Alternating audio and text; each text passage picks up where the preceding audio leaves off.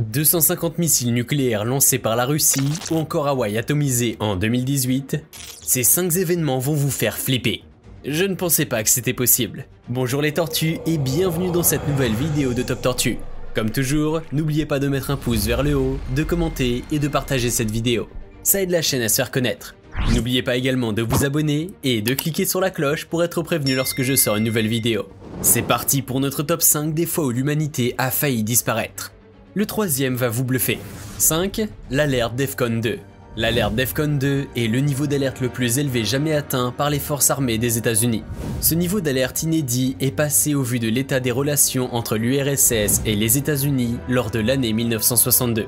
L'année 1962 fut pleine de surprises toujours aussi ahurissantes. La crise des missiles de Cuba est une suite d'événements survenus du 14 au 29 octobre 1962. Des missiles nucléaires soviétiques étaient pointés en direction du territoire américain depuis l'île de Cuba. La nuit du 25 octobre fut particulièrement tendue. Un homme tenta de grimper au-dessus de la clôture de sécurité de la base aérienne de Duluth dans le Minnesota. Un garde lui tira dessus et activa l'alarme de sabotage. Cette alarme active toutes les alarmes de toutes les bases du secteur. Malheureusement, la base aérienne de Volk Field Air avait une de ces alarmes qui était mal câblée. Le signal qu'elle reçut fit passer la base en alerte DEFCON 2. Des avions d'interception F-106A se préparèrent à décoller. Les pilotes étaient persuadés que la Troisième Guerre mondiale avait commencé. La base de Duluth affirma alors que l'événement n'était qu'une erreur et arrêta de peu le décollage des avions de Volk Field Air. Il s'est ensuite avéré que l'homme qui tentait de grimper la clôture était un ours. Mais cet incident est suivi quelques jours après par un événement encore plus grave. Le 27 octobre, un sous-marin soviétique, connu sous le nom de B-59, est au milieu de navires américains. Le porte-avions USS Randolph lance alors des grenades d'entraînement anti-sous-marin afin de signaler au B-59 de changer de position et de s'identifier. Il envoie aussi des messages aux sous-marins pour dire que les explosifs ne sont pas offensifs. Malheureusement, le commandant du sous-marin, Valentin Savitchky, n'obtient pas les messages. Le quartier général de la marine soviétique non plus. Voyant des explosifs se diriger vers eux, l'équipage s'alarme et informe le commandant. Valentin Savitchky se demande alors si la guerre est déclarée. Il décide de lancer une torpille nucléaire de 10 kilotonnes. Heureusement, la procédure exige que 3 officiers supérieurs à bord soient d'accord pour envoyer cette torpille. Les 2 premiers étaient en faveur de lancer la torpille, mais Arkhipov s'y oppose et finit par persuader le commandant de refaire surface pour attendre les ordres de Moscou. Cette décision a évité le pire. Qu'auriez-vous fait à la place du commandant ? 4. 250 missiles nucléaires en vol. Le 9 novembre 1979, une attaque nucléaire a été évitée de justesse. Les dommages causés par une telle attaque pourraient être catastrophiques. Selon des scénarios possibles, une attaque de cette envergure pourrait causer la mort de milliards de personnes et engendrer un brusque changement climatique. Une guerre nucléaire pourrait menacer la production alimentaire dans le monde entier et ainsi donner ensuite une famine nucléaire. Cela pourrait avoir un effet considérable sur l'ensemble de la planète et l'humanité. Le 9 novembre, un message d'erreur informatique a failli déclencher une troisième guerre mondiale. Le message d'erreur au quartier du NORAD a conduit au déclenchement d'une alarme et la préparation complète contre une attaque soviétique. Le NORAD est un commandement de la défense aérospatiale de l'Amérique du Nord.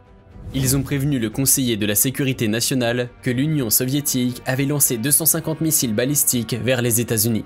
La décision de riposter devait être prise en 7 minutes afin de pouvoir envoyer les bombardiers nucléaires à temps.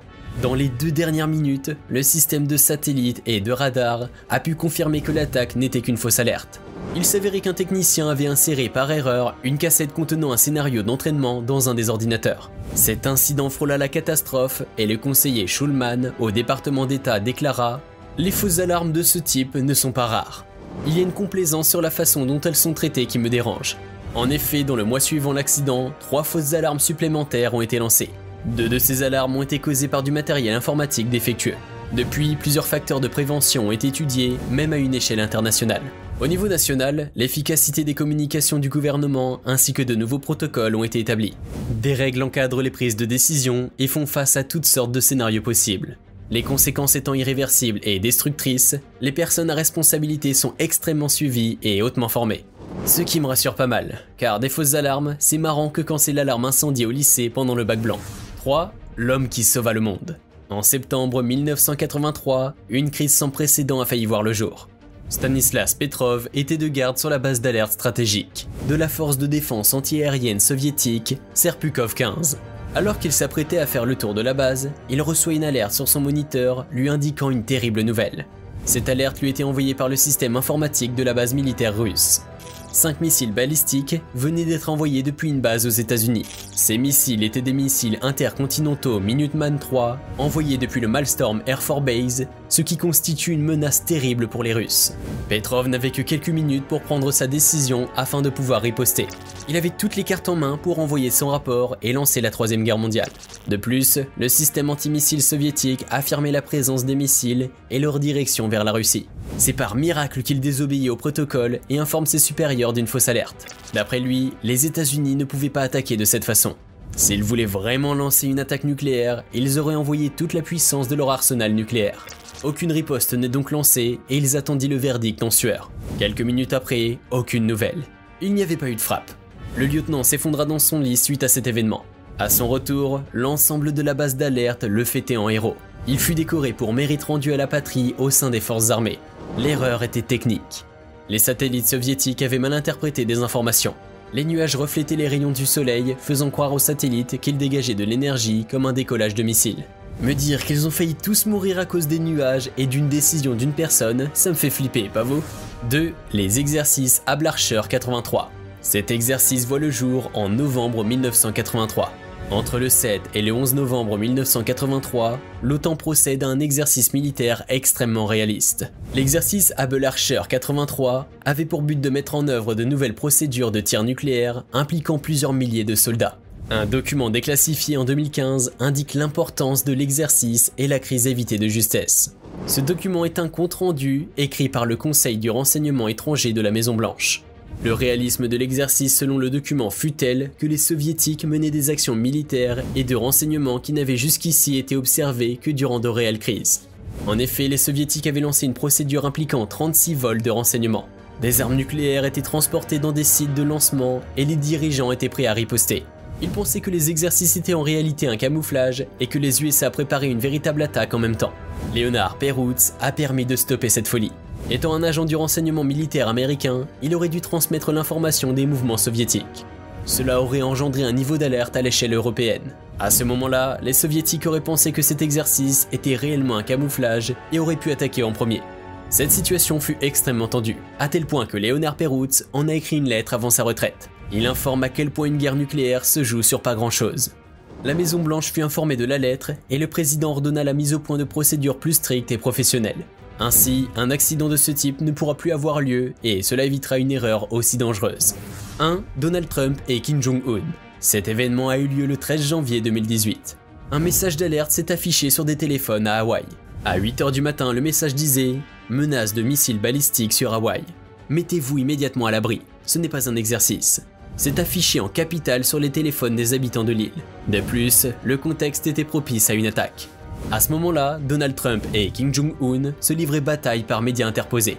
La menace fut rapidement démentie. Les autorités se sont rapidement exprimées sur les réseaux sociaux afin de calmer la population. Le gouverneur de Hawaï, David Ige, et l'agence locale de gestion des événements d'urgence ont assuré que l'État n'était pas visé par un missile balistique. Des habitants témoignent avoir vu des personnes sortir rapidement des bureaux et se presser vers leur voiture. D'autres couraient dans les rues en appelant leurs proches.